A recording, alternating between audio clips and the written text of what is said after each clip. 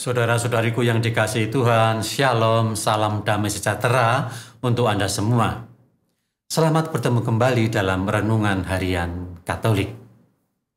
Hari ini kita diajak gereja untuk memperingati Santo Cornelius, seorang paus dan martir pada abad ketiga, dan juga Santo Cyprianus, uskup dan martir di Kartago juga yang hidup pada abad ketiga.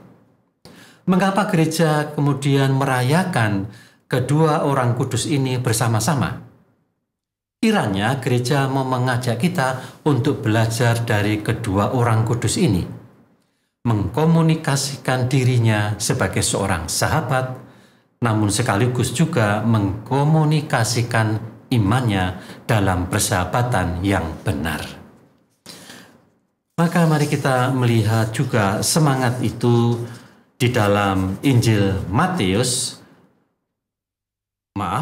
Lukas bab 6 ayat 43 sampai dengan 45. Yesus berkata kepada kita demikian, "Tidak ada pohon baik yang menghasilkan buah yang tidak baik, dan tidak ada pula pohon tidak baik yang menghasilkan buah baik. Sebab setiap pohon dikenal dari buahnya. Karena dari semak duri orang tidak memetik buah ara, dan dari duri-duri orang tidak memetik buah anggur. Orang yang baik mengeluarkan barang yang baik dari perbendaharaan hatinya, tetapi orang jahat mengeluarkan barang yang jahat dari perbendaharaan hatinya yang jahat. Sebab yang diucapkan mulut keluar dari hati." Dari mulut keluar dari hati. Itulah bentuk komunikasi yang memang harus kita jaga dari hati.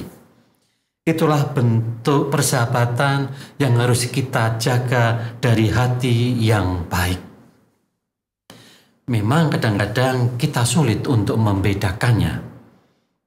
Yesus berkata, "Dari semak duri orang tidak memetik buah ara."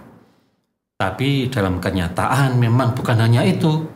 Ada kenyataan yang lebih pahit lagi. Kita mengenal keladi. Banyak keladi, pohonnya sama, hijaunya sama, batangnya sama, umbinya sama. Tetapi kalau Anda tidak bisa memilih dengan baik dan tidak mengenali dengan baik, Anda mungkin memakan umbi talas yang beracun. Anda juga mengenal pohon pisang. Ya memang begitulah pohon pisang. Tetapi ketika Anda seorang pencinta alam, Anda masuk ke gunung dan melihat di lereng-lereng Bukit Cadas ada pohon-pohon pisang yang kecil, dan di situ ada buah yang dimakan oleh kera-kera. Jangan coba-coba Anda ikut memakannya ketika lapar. Karena apa? Buahnya itu mengandung asam yang tinggi. Dan ketika Anda memakannya, maka perut Anda akan semakin lapar dan semakin melilit-lilit. Pohonnya sama, tapi buahnya pun sama, tetapi akibatnya berbeda. Maka mari kita belajar dari dua orang tersebut, yaitu Cornelius dan Cyprianus. Kedua-duanya sama, tetapi mereka memiliki hati yang baik dan sama. Dan inilah kadang-kadang yang menjadi keprihatinan kita di zaman ini. Banyak saudara-saudara Kristen, Katolik, sama-sama beriman, tetapi mungkin di dalam media sosial mereka saling berbantah. Mereka saling mengungkapkan aibnya sendiri-sendiri. Orang yang beragama, bahkan yang lain agama, sebetulnya bersama-sama percaya akan Allah yang satu, Allah yang mereka pahami sebagai pencipta alam semesta, tetapi saling berbantah. Pohonnya sama, tetapi buahnya berbeda. Maka sekali lagi gereja mengajak kita untuk belajar komunikasi yang baik antara dua sahabat, Cornelius dan Cyprianus, seorang paus dan seorang uskup dari Kartago.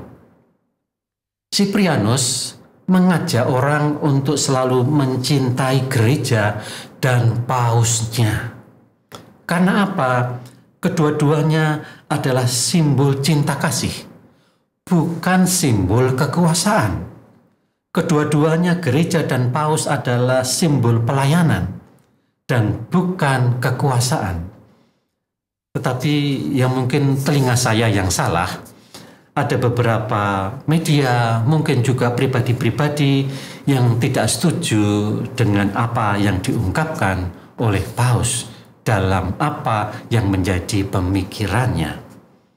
Maka mari kita menjadi sahabat yang baik bagi gereja, menjadi sahabat yang baik bagi paus, menjadi sahabat yang baik bagi saudara-saudara non-Katolik, menjadi sahabat yang baik kepada semua orang yang percaya akan Allah, Hindu, Buddha, kepercayaan apapun.